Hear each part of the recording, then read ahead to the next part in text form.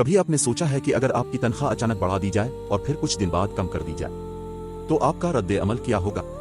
لیکن ایک غلام نے ایسا جواب دیا کہ اس کے مالک کی زندگی بدل گئی۔ ایک زمانے میں ایک غلام ہوا کرتا تھا۔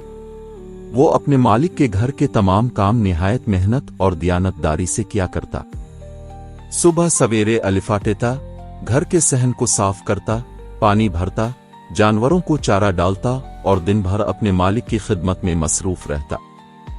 اس کی خاموش طبیعت اور نرم رویہ دیکھ کر مالک بھی اس پر بھروسہ کرتا تھا۔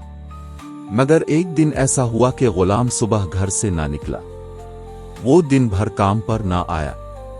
مالک نے حیرت سے سوچا، یہ شخص تو کبھی غیر حاضر نہیں ہوتا، آخر آج کیوں نہیں آیا؟ کچھ لمحے غصہ آیا، لیکن پھر دل میں خیال آیا کہ شاید کوئی مجبوری ہو۔ مالک نے سوچا، یہ غلام محنتی ہے، اگر میں اس کی تنخواہ میں تھوڑا اضافہ کر دوں تو شاید یہ اور زیادہ دلجمی سے کام کرے گا اور آئندہ کبھی غیر حاضر نہیں ہوگا۔ اگلے دن جب غلام واپس آیا تو مالک نے اسے پہلے سے زیادہ رقم دی۔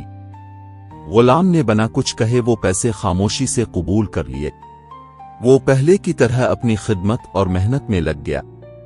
کچھ دن گزرے، حالات معمول پر رہے، مگر پھر اچانک وہ غلام دوبارہ غیر حاضر ہو گیا۔ اس بار مالک کو سخت غصہ آیا۔ اس نے کہا، میں نے اسے انعام دیا تاکہ یہ مزید ذمہ داری سے کام کرے، لیکن یہ تو پھر بھی غیر حاضر رہتا ہے۔ مالک نے فیصلہ کیا کہ اب اس کی تنخواہ سے وہ اضافہ ختم کر دیا جائے اور اسے پہلے والی اجرت ہی دی جائے۔ غلام واپس آیا، مالک نے پیسے دیے مگر اضافہ ختم کر کے۔ غلام نے اب بھی خاموشی اختیار کی، کچھ نہ کہا۔ یہ دیکھ کر مالک حیران رہ گیا۔ اس نے غلام سے سوال کیا، جب میں نے تمہاری تنخواہ میں اضافہ کیا تو بھی تم نے کچھ نہیں کہا، اور اب جب میں نے کمی کی تو پھر بھی تم خاموش ہو، آخر کیوں؟ جب میں پہلی بار غیر حاضر تھا تو اس کی وجہ یہ تھی کہ اللہ نے مجھے ایک بیٹے کی نعمت عطا کی تھی۔ میں نے آپ کی طرف سے دیے گئے اضافے کو اس بچے کا رزق سمجھا جو اپنے ساتھ لے کر آیا تھا، اور جب میں دوسری بار غیر حاضر ہوا تو اس دن میری ماں کا انتقال ہو گیا تھا۔ اس بار اپنے میری تنخواہ کم کر دی تو میں نے یہ سمجھا کہ یہ وہ رزق تھا جو میری ماں اپنے ساتھ واپس لے گئی۔